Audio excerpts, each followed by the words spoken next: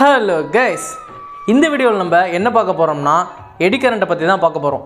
Eddy current அப்படின்னா என்ன, அது எப்படியெல்லாம் ஒர்க் ஆகுது, எந்தெந்த இடத்துல எல்லாம் பயன்படுத்தப்படுது அப்படின்றத பற்றி தான் இந்த வீடியோவில் பார்க்க போகிறோம். Welcome to this video.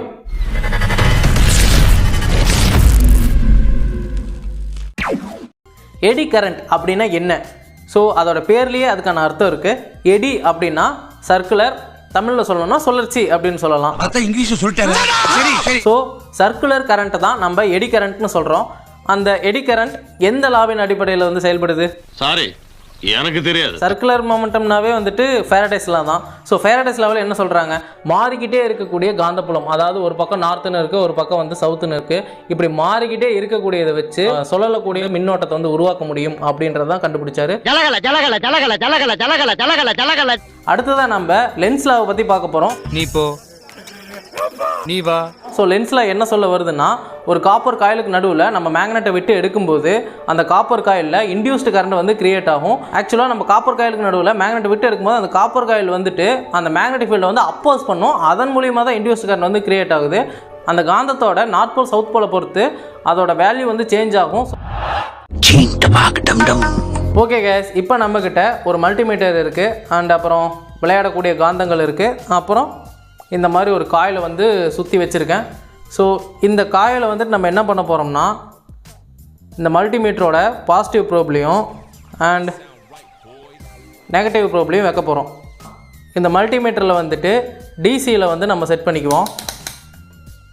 இப்போ நம்ம இந்த காயிலுக்குள்ளே விரலை விட்டு எடுக்கிறோம், எதுவுமே ஆகாது. அண்ட் விரல் மட்டும் ஏன், ஒரு மெட்டல் ராட். ஸோ இது வந்து மல்டிமீட்டரில் எந்த ஒரு சேஞ்சஸையும் வந்து ஏற்படுத்தலை. ஆனால் நம்ம இதுக்குள்ளே வந்துட்டு இந்த மாதிரியான மேக்னெட்டை வந்து நம்ம விட்டு எடுக்கும்போது மல்டிமீட்டரில் வேல்யூ காட்டுறதை வந்துட்டு உங்களால் வந்து பார்க்க முடியும். ஸோ இது என்னன்னு கேட்டிங்கன்னா, இதுதான் வந்துட்டு இன்டியூஸ்டு கரண்ட். ஸோ லென்ஸில் வந்து சொல்ல வர்றது இதுதான். ஸோ அதாவது என்னென்னா, இந்த கம்பியை சுற்றி இருக்கக்கூடிய மேக்னெட்டிக் ஃபீல்டு வந்துட்டு இந்த மேக்னெட் வந்து உள்ளுக்குள்ளே வரும்போது இதை வந்து அப்போஸ் பண்ணும். ஸோ அப்போஸ் பண்ணும்போது உள்ளுக்குள்ளே போகும்போது ப்ளஸ்லேயும் அண்ட் வெளியில் வரும்போது மைனஸ்லேயும் வேல்யூ காட்டும். புரியுதுங்களா? Plus minus plus minus plus minus. ஓகேங்களா? லென்ஸ் லாவை வச்சு தான் இந்த இன்டியூஸ்டு கரண்ட்டோட டைரெக்ஷனை நம்ம வந்து தெரிஞ்சுக்க முடியும். ஸோ இதுதான் வந்து லென்ஸில் வந்து சொல்ல வருது.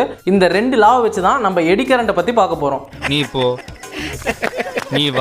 இப்போ நம்மக்கிட்ட ஒரு மேக்னெட்டிக் பவர் இருக்குன்னு நம்ம வச்சுக்குவோம். அண்ட் இன்னொரு சைடு ஒரு கண்டக்டிவ் பிளேட் மட்டும் இருக்குதுன்னு நம்ம வச்சுக்குவோம்.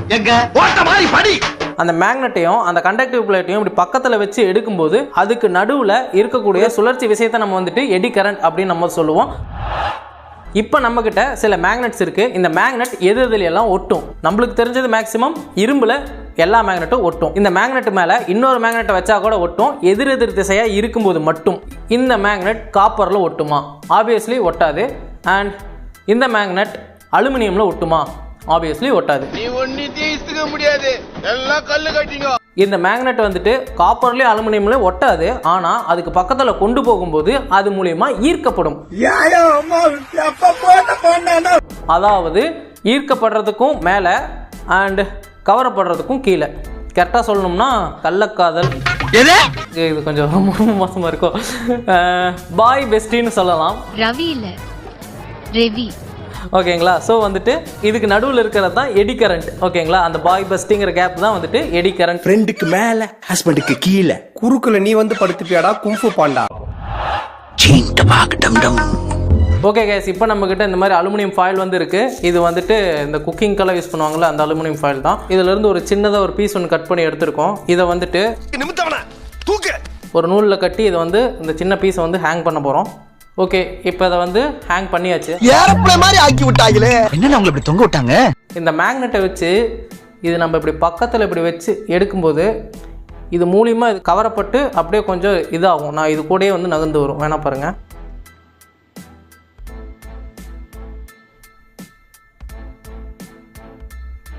தெரியுதுங்களா? இனிமே நானே ட்ரை பண்ணுறேன். ஓகே, ஆக்சுவலாக இது வந்து காற்றோட பரப்பு இழுவிசைனால கூட வருதுன்னு நீங்கள் வந்து சொல்லலாம். ஆனால் எங்ககிட்ட இருக்கிற மேக்னெட்டோட பவருக்கு இது வந்து இவ்வளோ தான் வந்து வரும். ஆனால் இன்னும் கொஞ்சம் பவர்ஃபுல் மேக்னெட்டை நம்ம வந்து யூஸ் பண்ணும்போது ரொம்ப லாங் டிஸ்டன்ஸ்க்கு இது வந்து இதை வந்து பறக்க விட முடியும். ஸோ அந்த அளவுக்கு பவர்ஃபுல் மேக்னெட் யூஸ் பண்ணோம்னா அதை பண்ண முடியும். நம்மக்கிட்ட இருக்கிற மேக்னெட் வச்சு இதுதான் பண்ண முடியும். ஓகே கைஸ், அவ்வளோதான். உங்களுக்கு புரிஞ்சிருக்கும்னு நினைக்கிறேன். அதாவது ஃபேரடேஸ் அண்ட் லென்ஸ் லா இந்த 2 கொலாபரேஷன் குட்டி தான் வந்துட்டு எடி கரண்ட்.